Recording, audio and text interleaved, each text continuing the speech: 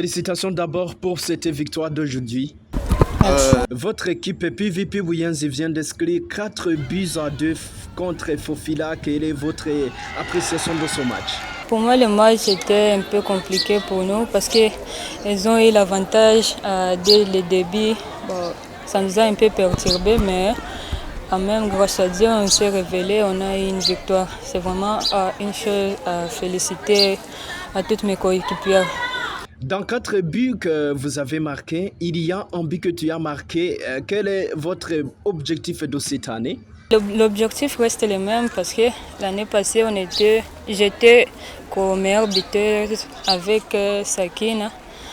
Cette année, je me suis fixé l'objectif d'être la meilleure. Je dois être seule et travailler trop dur pour arriver à mon objectif. Avez-vous un petit commentaire par rapport à la saison dernière? Bon, cette année, tout a changé. Vous voyez, même il n'y a pas de score fleuve, il n'y a pas une petite équipe, il n'y a pas une équipe à négliger. Toutes les équipes se donnent et cherchent une victoire.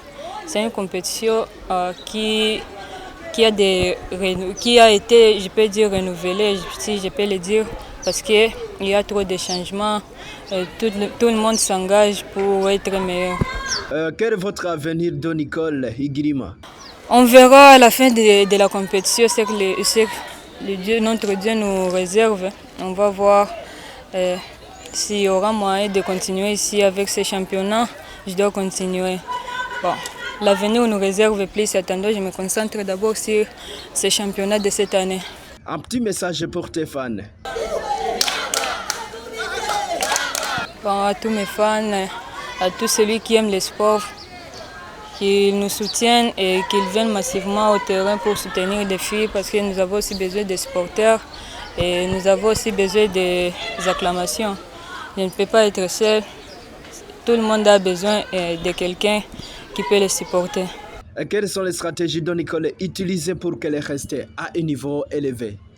Pour tout footballeur, pour tout sportif, c'est d'abord le travail. Il faut un entraînement qui est trop efficace. Il faut aussi une récupération saine, trop de repos.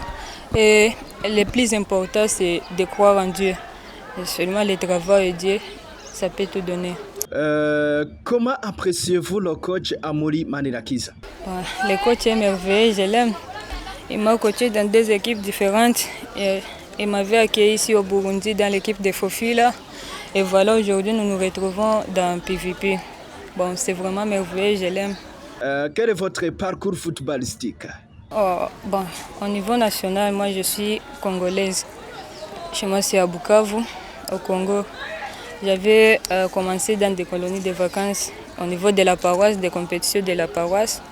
Par après, je me suis intégrée dans une équipe locale à Bukavu, c'est l'Étoile du matin, qui m'avait vraiment formé et jusqu'à aujourd'hui, je suis là grâce à mon entraîneur, coach Mao.